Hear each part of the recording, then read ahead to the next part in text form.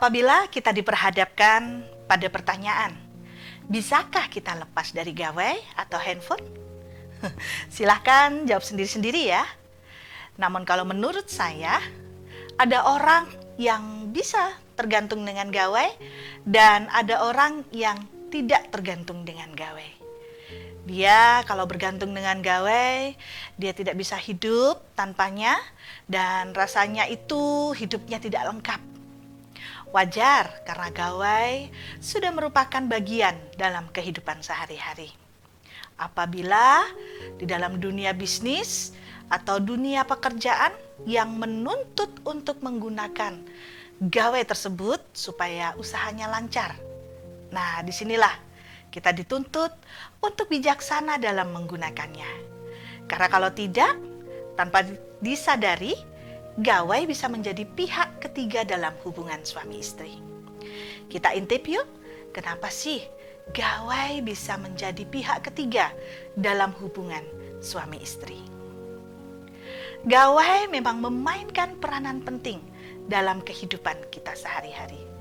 Mulai dari saat kita bangun pagi, kemudian kita tidur lagi malam hari, kita akan hidup di bawah pengaruh gawai. Bahkan kadang-kadang sampai di kamar mandi pun gawai tidak kelewatan untuk dibawa. Saking pentingnya, kadang-kadang juga kita sampai lupa ada anak, istri atau suami yang butuh perhatian. Fisik kita ada di tempat itu, namun pikiran kita ada di tempat yang jauh. Ngobrol tidak konsen karena ada gawai, dan ini tentu bisa membahayakan suatu hubungan. Akan ada yang namanya kehilangan perhatian dari pasangan tentunya, karena lebih sibuk dengan gawainya. Berjam-jam dia bisa bicara dengan gawai, namun bicara dengan istri, semenit saja sudah bingung dan tidak tenang.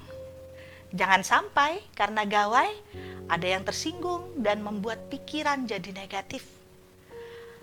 Apabila tanpa disadari gawai sudah mengikat dan tidak bisa lepas, maka akan menjadi pihak ketiga dalam hubungan suami istri. Suatu ketika dalam sebuah keluarga yang sedang berada di sebuah restoran, mereka sedang merayakan sebuah momen. Namun apa yang diperkirakan dari rumah akan adanya situasi yang hangat, mereka bisa ngobrol satu sama lain, bersenda gurau. Di tempat itu ternyata tidak sesuai, karena tiap-tiap anggota keluarga lebih fokus kepada gawai. Mereka tidak fokus pada situasi saat itu di restoran. Dan hal ini tentu sangat mengganggu sehingga salah satu anggota pulang karena dia merasa jengkel. Menjadi masalah bukan? Ya tentu karena kurang bijak dalam pemakaian gawai, sehingga perhatian ke anggota keluarga berkurang.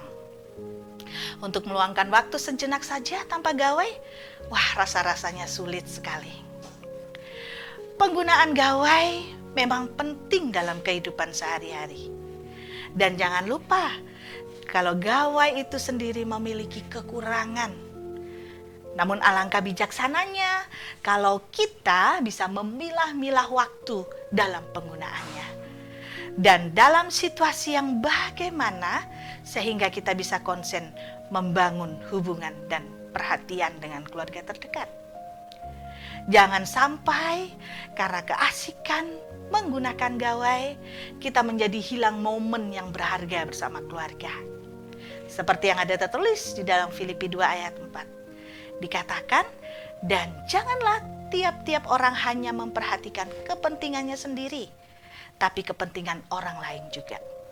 Artinya, mari kita memberi ruang kepada orang lain, terlebih kepada keluarga, baik itu suami, istri, dan anak. Dan untuk bisa berkomunikasi dengan hangat, maka sedia untuk mengutamakan mereka dan menjadi bijak dalam pemakaian gawai.